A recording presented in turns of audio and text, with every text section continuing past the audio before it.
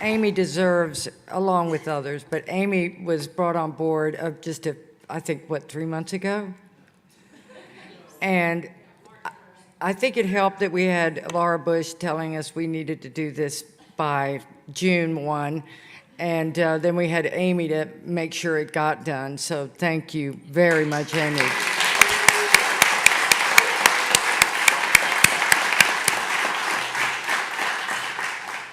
Wow, I really have to say that the last 2 days have really been inspirational, definitely. I think it was Neil Wilkins that said, normally you get a bunch of scientists together and they all talk about what they talk about, and then they go home and they do their things and then they talk again with each other and whatnot. And what really has inspired me here is that we have the conservation community, who I'm very familiar with. We've got some individuals here that care deeply, like Ruthie Russell. But I'm going to go a little bit out on a limb and tell you what is most gratifying to me. It's very, very gratifying to have corporate America here, to have the railroads, the oil and gas industry, and we all need to do a better job to welcome them to the table so that we can work together in trust and get a lot of good stuff done. And that's just my personal takeaway here. There are a lot of other stuff as well. A lot of gratitude. I'm speaking for Texan by nature, and I think I can speak for Laura Bush as well. Thank you all. This has been, I think, productive. I look at this last few days as really just the launch.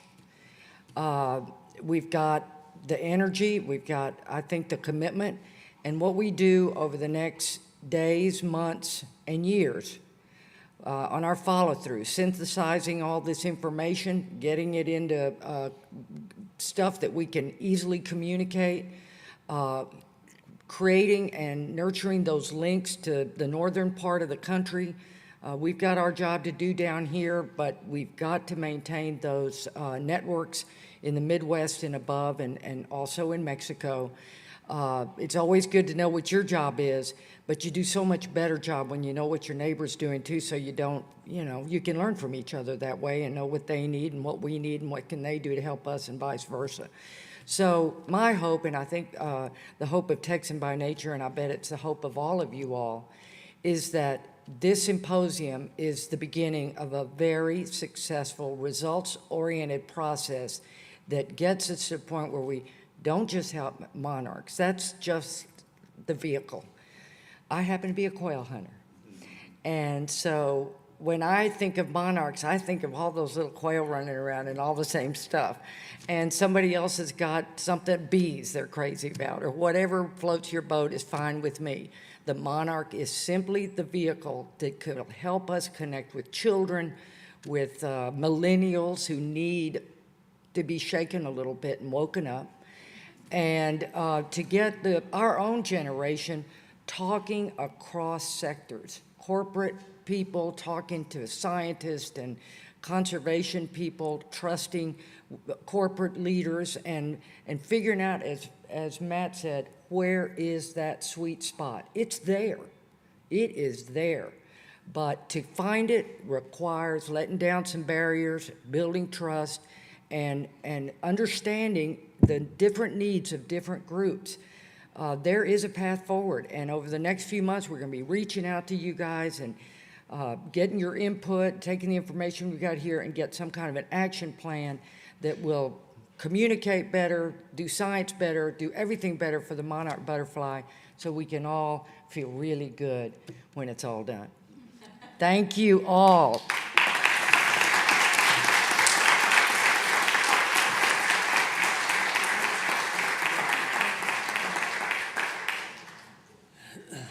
Thank you, everyone. I want to really quickly just thank Katharine one last time. Yesterday she was our silver-tongued orator with the press and the media. I don't think you signed up for that. I don't think you planned on it, but she did a great job. And so I wanted to thank you for that. This symposium got a lot of great press coverage yesterday. And you were an excellent voice for us, so thank you. I really appreciate that. Also, just want to give one last round of applause to Mrs. Bush and to our partners, all of the staff and the board members of Texan by Nature.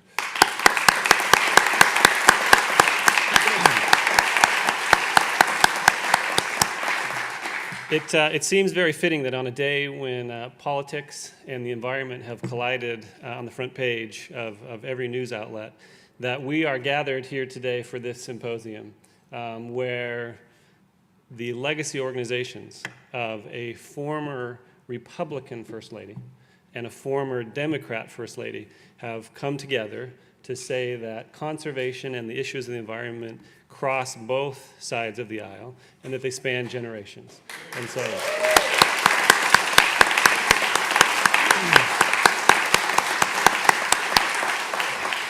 I think that is a testament to both of the former First Ladies, and it's my hope and prayer that we can carry that legacy forward.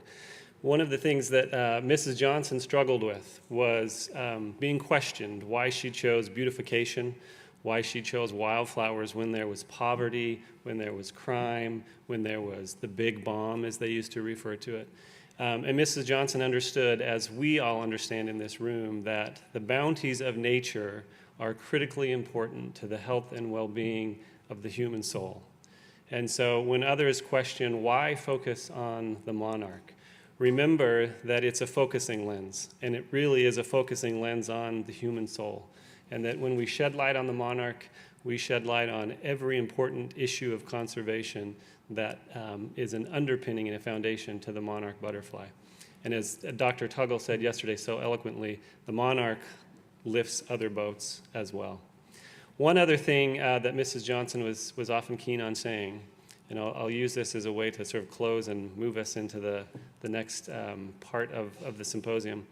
When people would visit her at the ranch, she said guests need to know two things: where the restroom is and where they can get a cold drink. And so on that note, restrooms are across the courtyard. There are cold drinks and barbecue back at the Visitors Gallery. So thank you all for coming, and if you'll join me, we'll make our way over to the Visitors Gallery, and we'll put a finishing note on it. Thank you.